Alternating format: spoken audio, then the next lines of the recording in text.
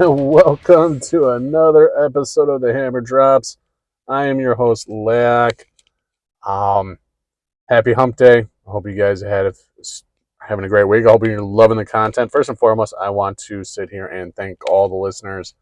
I've noticed there's a new um, podcast app or something called AHC. So to all my listeners over there on AHC, thank you, thank you, thank you. You have spoken. We have gotten so many listens from over there just in the last 24 hours. It's ridiculous, and I couldn't thank you guys enough.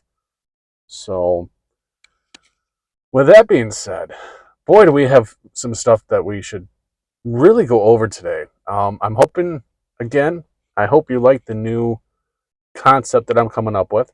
Today, we're effectively going to call this Hump Day.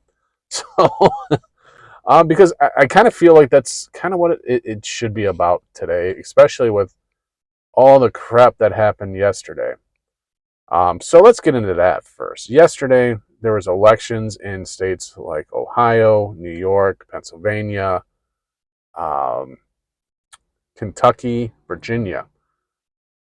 And unfortunately, a lot of Republicans lost yesterday. But what's even more troubling, and the things that I have to question the most, is how is it? I mean, how do they want us to believe that there's nothing at play here when in Kentucky, during the election, there's this all of a sudden miraculous gas leak? Um, and then they're gonna do voting a little bit longer, keep the voting open longer at night. Same thing happened over there in Virginia. Voting machines went down, but yet they're going to still use those voting machines that were bad and keep elections open a little bit longer because of it.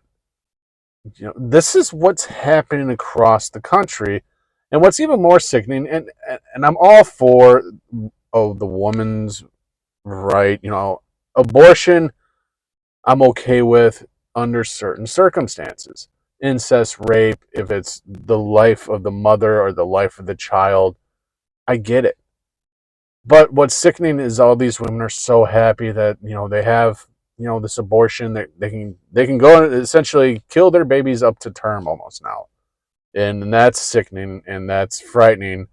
And there's only one other country that even will allow something like that, and that's China. And I know I reference China a lot, and I'm going to continue referencing China quite a bit because one of the episodes I have coming up, it's going to be an eye opener because it's going to show you exactly the Chinese culture and how everything is kind of mingling into the American way of life, and people are just blinded by it. But that's for another show. So you have all that, so people are so happy about that, and it's just like, so who do we put? Who's to blame for this? Is it the Republican, the RNC chair, um, the chairwoman, Rona McDaniel? I mean, is it her fault? I think a lot of it is on her because she's not doing her job. And quite honestly, I think she should be fired. I think she's a uniparty. I think she's a rhino. She doesn't have the, Republican uh, interest at heart,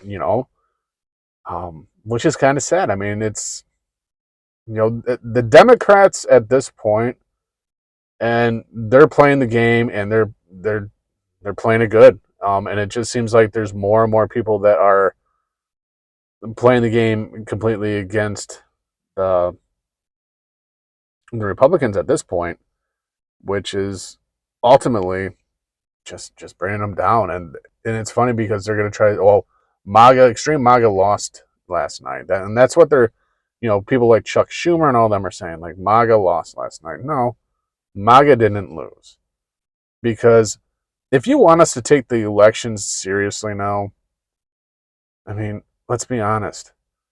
Stop having these things all of a sudden just happen out of nowhere on the days of election, especially when Democrats could be on the verge of losing whatever seats they are going for. And then So, I mean, that's what happened with the elections last night. Unfortunately, Republicans have lost, and, I'm pretty sure it won't be contested. So, Virginia is now, Democrats have control of their state Senate and House, and you better believe now more than ever they're going to go right after your guns over there in Virginia. Hopefully, the governor over there vetoes some bills that they try to put through. Same thing in Kentucky. A Democrat, one of the worst Democrats for during COVID, somehow won again. And I know Kentucky is a very red state, and it just blows my mind that a Democrat won. But then again, there was a gas leak. There was a gas leak, folks. Can't forget about that gas leak. So, with all that said, Republicans need to pull their heads out of their ass and actually do something. But we know that's not going to happen because it's like these anybody in politics, once they get into office, you can see that they know and that they want to do good before that's why they're running. But as soon as they go into the house and they come out, they're changed. Now it's like, how do I stay here? Because they know they're going to get rich. They're going to get rich fast. And this is on both sides of the aisle. And, Republicans, Democrats, Libertarians, liberal, whatever you want to call them, that's how it is for all of them, unfortunately. So, yeah. And then the other question I have. So they had the pro-Palestinian march on the White House. And now you have them chanting, some pretty bad stuff to Biden. Okay. Now, I'm not a Biden fan at all. I don't like Biden. I think he's corrupt to the core. But when those people were climbing the fence, and if you know anything about the White House has 24/7 snipers on the top of it. Okay. And these are the best snipers in the world that are sitting up on top. My question is when these people are scaling the fence and they're that close to a sitting president. Now, mind you, Biden was probably down in the bunker. Maybe he wasn't even there. Maybe he was at the beach. But still, if the president was there and they're scaling that fence, why wasn't force used? That is the president's residence. That is where the president is.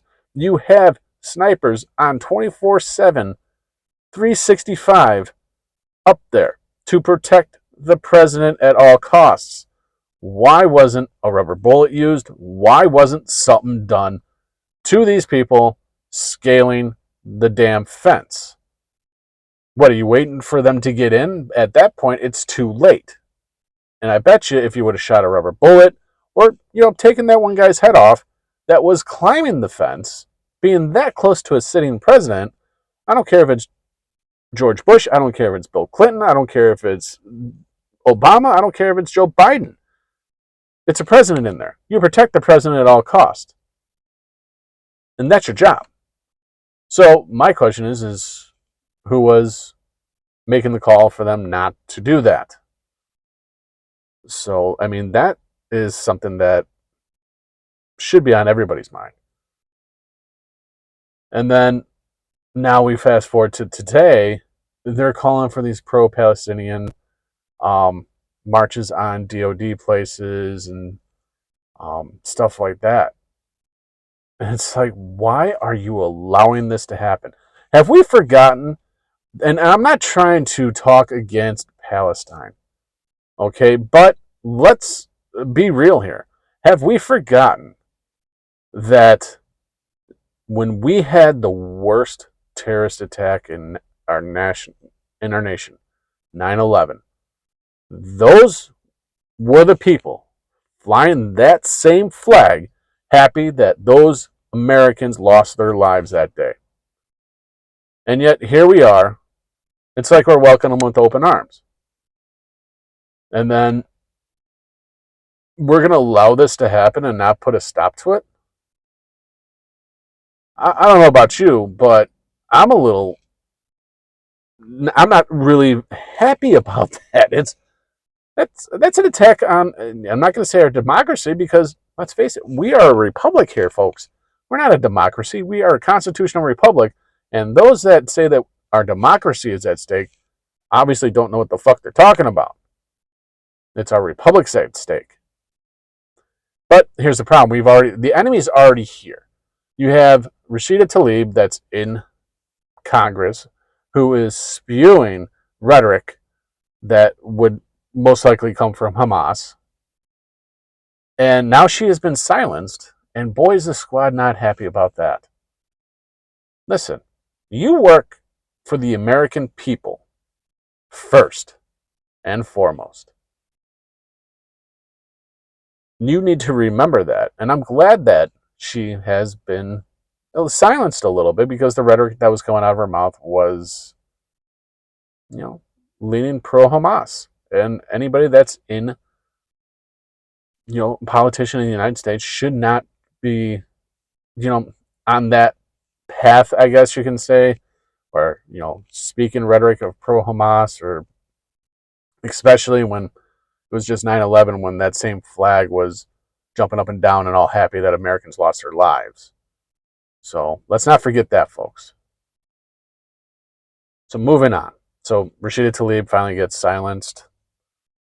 But the biggest thing is Chuck Schumer. He went to social media, to X, the other day, and he was commenting on how so many women have been voted in as judges and on the bench. And, we have a Muslim now that's on the federal bench. And talking about that and talking about the race, the color of their skin. Why should that matter? Shouldn't it be if the person is qualified to do the job and not based on gender, color of skin, sexuality, or anything like that? It should be 100% based on experience and if they can fulfill the job. Well, Chuck Schumer doesn't seem to believe so. He thinks it's okay to, categorize it the way he does, which is, in my eyes, a little racist and a little sexist. It's just showing that, hey, if you meet these qualifications, we're going to put you on the bench, which is funded by the DNC and Soros, which we already know. I mean, look what's going on over there in New York with the AG out there and the judge out there that are both funded by George Soros. And look what they're doing to Trump right now, or trying to at least. Boy, and they are trying to keep him silent. I will say that. So we have all of this happening, and it's just crazy. So what do you guys think? Do you guys think that Ronna McDaniel should be removed as RNC chairwoman and somebody else put in? Because they need to do something. Because the RNC is going to implode. And I know it's asking too much for everybody in the RNC to get behind Trump because they don't want to, because he's not part of the swamp. He's not part of the bullshit. And they know that. So they're not going to get behind Trump. But I do think that something needs to be done there, especially before we go into the 2024 elections. So, yeah, I mean, here's how I was talking about the elections yesterday. I just found something that it's happening. Voting machines down in several districts in Pennsylvania due to votes getting flipped. Come on. You want us to take elections seriously, and yet this kind of stuff happens, and all of a sudden, mysteriously and miraculously, Democrats win, and you want us to think it's a clean win. How are we supposed to even think it's a clean win when that kind of shit happens? It just blows my mind. And that's one thing I want all my listeners to do is take into account all that stuff and question everything, because half the shit that's out there that you see, that you hear, that's on the news, that is in the newspaper, you can only believe a certain amount of it because a lot of it's propaganda from the government. It's just, again, the similarities are very, very scary between China and the U.S. at this point. And I can't wait for that episode to get released so you guys understand what I'm talking about. it's a sad day in our republic when we can't trust an election because the fear of the elections being rigged. Let's be honest. And I'm not going to go out here and sit here and say right now that the elections were rigged yesterday, but if that kind of shit's happening, you have to question it. You really do. But I guarantee if something doesn't change here soon, it's going to be a downfall for Republicans across the board. Whether they give a shit or not is another story, but that's just the way it is. So, yeah. Well, I hope you enjoyed this episode. I'm going to keep it short. These are my on location, like I like to say, or what have you. But if you like this episode, share it, like it, and let me know what you guys think. You can email us. Everything will be in the description below. Follow us on your favorite podcast platform. Don't forget to follow us on social media at the Hammer Drops podcast or the Hammer Drops. You can find us everywhere just by that.